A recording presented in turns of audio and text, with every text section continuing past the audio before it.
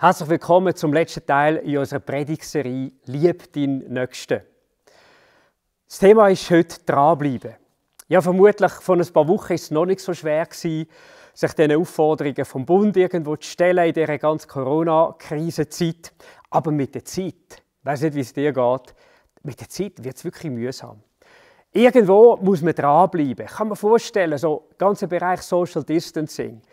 Die einen, die älter sind, fragen sich, wenn ich das letzte Mal war, wo ich einen von meinen Enkeln in die Arme nehmen konnte. Oder schon nur ganz bescheiden, wenn ich das letzte Mal war, wo ich jemanden in den Arm nehmen konnte oder vielleicht die Hand schütteln. Und irgendwo auf die Länge, das macht etwas mit einem. Es fehlt einem die Nähe zu anderen Menschen. Dranbleiben heisst es. Oder zum Beispiel der Unternehmer. Gerade viele KMUs sind im Moment extrem unter Beschuss. Wer nicht wieder einsteigen kann mit der Öffnung in seinem Geschäft jetzt nach dem Beschluss vor 10 Tagen vom Bundesrat, für den wird es schwierig. Wer nicht irgendwie länger ein bisschen Geld auf der hohen Kante hat, sondern vielleicht für ein paar Wochen, 2, 3 Monate vielleicht Geld hat, der wird sich sagen, hey, wie geht es weiter? Und dann muss man sich so motivieren, zum dranbleiben, nicht aufgeben und sich vielleicht auch mal daran erinnern, es gibt Menschen vor uns, die haben schon viel grössere Krisen durchgestanden. Wie geht es weiter? Wie kann man dranbleiben? Aber natürlich auch für uns, als Gemeinde, als Kirche. Irgendwo, es ist nicht mehr lustig.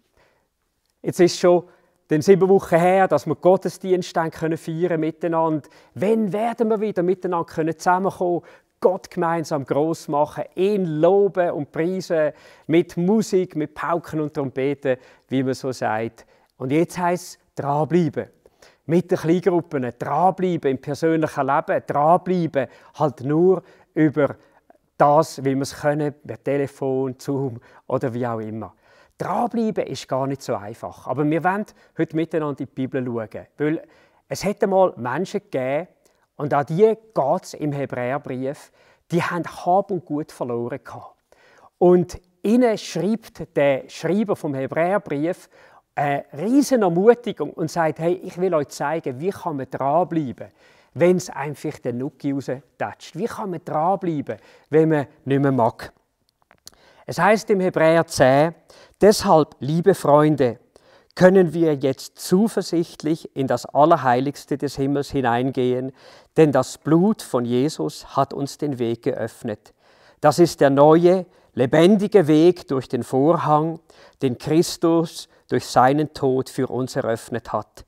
Da wir also einen großen Hohepriester haben, der über das Volk Gottes eingesetzt ist, wollen wir mit aufrichtigem Herzen in die Gegenwart Gottes treten und ihm ganz und gar vertrauen. Denn unsere Herzen wurden mit dem Blut Christi besprengt, um unser Gewissen von Schuld zu reinigen, und unsere Körper sind mit reinem Wasser gewaschen. Deshalb wollen wir weiter an der Hoffnung festhalten, die wir bekennen. Denn Gott steht treu zu seinen Zusagen, spornt euch gegenseitig zu Liebe und guten Taten an. Und lasst uns unsere Zusammenkünfte nicht versäumen, wie einige es tun, sondern ermutigt und ermahnt einander, besonders jetzt, da der Tag seiner Wiederkehr rückt. In diesem Text werden uns einige Motivationsfaktoren geben, wie wir dranbleiben können. Wie wir dranbleiben im persönlichen Glauben, wie wir dranbleiben, aber auch in sozialen, wirtschaftlich schweren Umständen.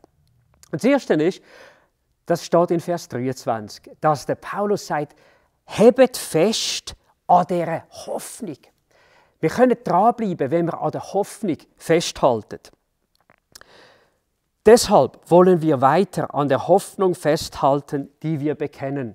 Denn Gott steht treu zu seinen Zusagen. Das ist die Grundlage von dieser Hoffnung. Gott steht treu zu diesen Zusagen. Ich kann mich gut erinnern, mein Vater hat meinem Bruder Andi und mir, wo wir in der Schule waren, einmal einen Modellflüger geschenkt. Den kleinen Uhu haben wir dann zusammengebaut und haben den Stück für Stück da mit dem Balsaholz und dem Leim zusammengesetzt. Und dann ist Folgendes passiert. Der Flüger ist etwa 3 Monate lang einfach brach gelegen im weiteren Zusammenbau. Was ist passiert? Man hat den bespannen, die Flügel irgendwie mit so einer Folie und einer Flüssigkeit einstreichen, dass die nachher richtig hart geworden wären. Und wir haben das noch nie gemacht. Und dann ist unser Vater gekommen und hat gesagt, weisst du, komm, jetzt lesen wir die Bedienungsanleitung ganz genau. Das haben viele andere auch schon gemacht. Aber wenn wir da lesen, was drin steht und das so machen, wird das sicher gelingen. Und genau so haben wir es gemacht. Und dann ist der Flüger nachher auch geflogen. Und ich habe so gedacht, ist es letzten Endes nicht genau so? Wir werden manchmal müde. Uns fällt es manchmal schwer zum Dranbleiben. Wir laufen an Hindernisse an Faktoren, die uns total entmutigen, Sachen, die wir vielleicht noch nie hatten. Und dann brauchen wir etwas. Wir brauchen den Zuspruch. Jemand, der sagt, hey, du kannst auf ein Wort vertrauen und dann wirst du eben auch zum Ziel kommen. Und genauso ist das Wort Gottes. Es hat ja geheißen in unserem Vers, Gott steht treu zu seinen Zusagen. Wie kannst du das ganz praktisch machen? Ich mache es persönlich so, ich schreibe mir jeden Tag einen Bibelvers auf, der mich speziell angesprochen hat in der persönlichen Bibellesung. Ich schreibe den auf, ich denke darüber nach, notiere die Gedanken dazu und formuliere daraus ein Gebet. Ein Gebet, wo ich diesen Bibelvers vertiefen kann. Und dann kann ich den mitnehmen in den Alltag. Und so habe ich in der Woche etwa 7 Bibelvers, die ich mitnehme. Ich kann nicht alle behalten, aber ich merke, es gibt mir Schub für jeden neuen Tag. Festhalten an den Zusagen von Gott. Ich denke, du könntest etwas anderes machen. Vielleicht fasziniert dich die Kirchengeschichte. Im Nicäno Konstantinopolitanum, da hat man ein Glaubensbekenntnis verfasst. Das ist 381 nach Christus. Könnt ihr übrigens im Internet finden.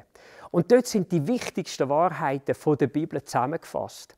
Das beginnt, ich glaube an den einen Gott, den Vater, den Allmächtigen, der alles geschaffen hat, Himmel und Erde, die sichtbare und die unsichtbare Welt, und an den einzigen Herrn Jesus Christus, Gottes eingeborenen Sohn. Und dann geht das weiter, was Jesus alles da hat, bis hin zum Heiligen Geist.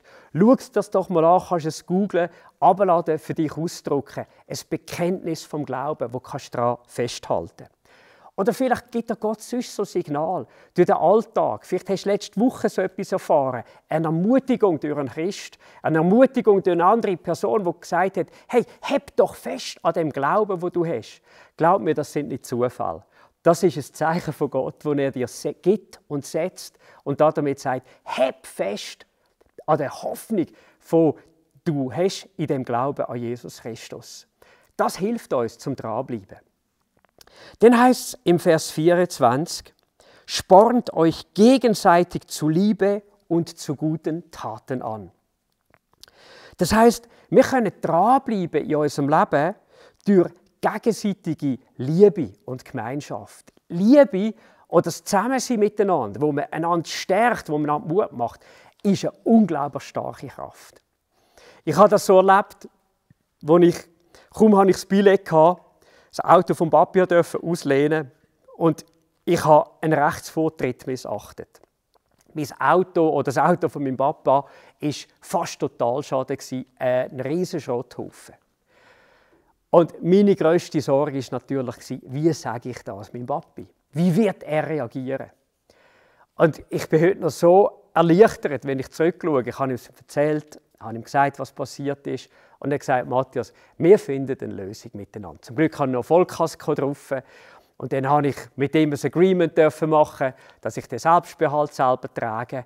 Aber die Liebe, die mir entgegengekommen ist, Barmherzigkeit, auch in so einem Moment, wo ich es einfach völlig vermasselt hatte, das war etwas, das mich tief berührt hat und wo mir Mut hat gegeben, auch heute noch, auch zum Autofahren. Und ich glaube, so hat Liebe eine enorme Kraft. Eine Liebe, wo man merkt, wo man spürt, Liebe, die uns wirklich unterstützt. Und ich glaube, das ist eine Motivation für uns, immer wieder einmal daran zu denken, wir haben einen Gott von der Liebe. Seine Liebe zu uns, das ist der grösste Motivationsfaktor, weil er ist treu, er lässt uns nie im Stich, er kennt die Zukunft und seine Liebe zu uns ist bedingungslos. Frag dich doch vielleicht einmal, hey, was hast du an Liebe erfahren durch andere Menschen? Was hast du an Liebe erfahren, auch durch Christen? Frag dich vielleicht einmal, In welchen Bezug von Liebe bist du gekommen durch deine Gemeinde, durch deine Kirche? Ich glaube, wir sollten so Sachen in unserem Leben notieren und mitnehmen und nicht vielleicht die Momente, wo andere Menschen unsere Erwartungen nicht haben erfüllt. Liebe. Man kann den Spieß vielleicht auch umkehren und sagen, hey, wem könntest du Liebe erweisen? Ich glaube, in dieser Zeit, in der wir leben, brauchen alle immer wieder mal einen Schub von Motivation. Kannst du jemandem helfen? Kannst du jemandem anrufen? Kannst du bei jemandem mal nachfragen, wo du weisst, hey, es war schon nicht so einfach gewesen? Kannst du jemandem ein Zeichen von der Liebe geben? Einen Bibelvers schicken? Ein WhatsApp, das vielleicht ermutigt? Es gibt so viele Möglichkeiten, praktische Hilfestellungen zu geben, Menschen zu unterstützen, ein bisschen nachdenken, sich von Gott leiten lassen und ein Zeichen von der Liebe setzen. Das kann den ganzen Unterschied machen für einen anderen Menschen, ob er dranbleibt oder ob er die Hoffnung aufgibt. Ich glaube, das ist auch ein Grund, warum die Bibel sagt, hey, wir brauchen unsere Zusammenkünfte so sehr. Es heißt nämlich weiter im Hebräerbrief, lasst uns unsere Zusammenkünfte nicht versäumen, wie einige es machen, sondern ermutigt und ermahnt einander, besonders jetzt, wo der Tag von seiner Wiederkehr näher rückt. Ja, jetzt kannst du sagen, ja, die Bibel, gell, die hat keine Ahnung gehabt, in was für eine Zeit wir einmal kommen. Es ist wahr, unsere Zusammenkünfte im grossen Rahmen sind nicht möglich. Aber weißt du was? Ich glaube, die Zusammenkünfte, die wir jetzt haben, via Zoom, via Telefon, in Zweiergruppen, in unseren Kleingruppen, die sind so wichtig. Denk daran, es braucht einen anderen, auch du brauchst es, um dran zu bleiben im Glaubensleben. Am Sonntag miteinander oder allein oder als ganze Family anzuhocken und die Serie jetzt miteinander anzuschauen, die Botschaften miteinander zu hören, dran zu bleiben im Glauben. Wir sollen einander anspornen heissen. Und das kann man auf eine gute Art und Weise machen. Nicht mit Druck, sondern mit Liebe und mit Fürsorge. Vielleicht noch, warum heisst es besonders, wo der Tag von seiner Wiederkehr näher rückt. Ich glaube, Gott erinnert uns daran, uns bleibt noch beschränkte Zeit. Es kommt ein Tag, wo wir nichts mehr machen können. Es kommt ein Tag, wenn Jesus wiederkommen wird, dann ist die Zeit hier abgelaufen für Menschen, die Jesus nachfolgen. Und ich glaube, Gott will nicht, dass wir mit Reue zurückschauen auf diese Zeit und sagen, hätte ich doch nicht nur an mich gedacht. Wäre ich doch noch für andere Menschen da gewesen. Wäre ich doch noch eingestanden für Jesus. Hätte ich doch noch jemandem die Botschaft von der Hoffnung weitergegeben. Und das Dritte ist, und das hat mit Jesus zu tun, und ich glaube, das ist der stärkste Punkt, wir können dranbleiben, weil wir wissen, Jesus hat einen neuen Weg für uns Menschen geschaffen. Es heißt nämlich im Hebräer, ja, aus dem Kapitel, denn im Vers 19, deshalb, liebe Freunde, können wir jetzt zuversichtlich in das Allerheiligste des Himmels hineingehen. Denn das Blut von Jesus hat uns den Weg geöffnet. Das ist der neue, lebendige Weg durch den Vorhang, den Christus durch seinen Tod für uns geöffnet hat. Und wenn wir uns kurz über die Bibelstellen nachdenken, das Erste, was es da heißt, ist, es gibt einen neuen Weg, der immer offen ist. Wir vergessen etwa dass der Weg in Gottes Gegenwart nicht immer so offen war.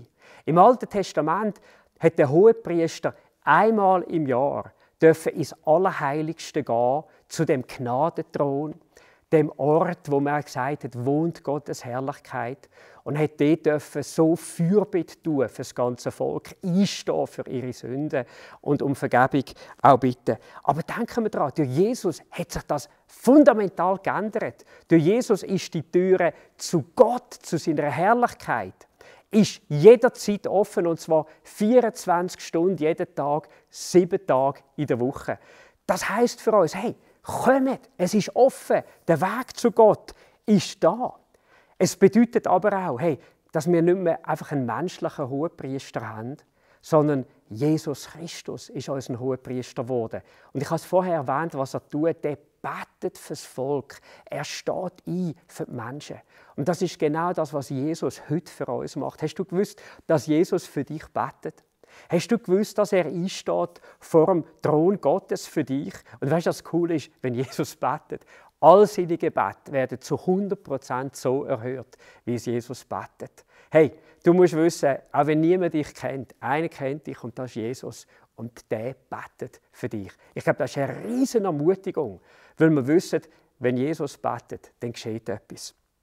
Und darum heisst es dann im Vers 22, so wenn wir reintreten oder wir wollen miteinander durch die offene Tür gehen. Vielleicht hilft dir das Foto auf dieser nächsten Folie.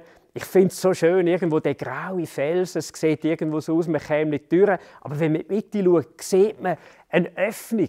Man sieht, dass dort Licht durchkommt. Und ich habe gefunden, das symbolisiert das so genial.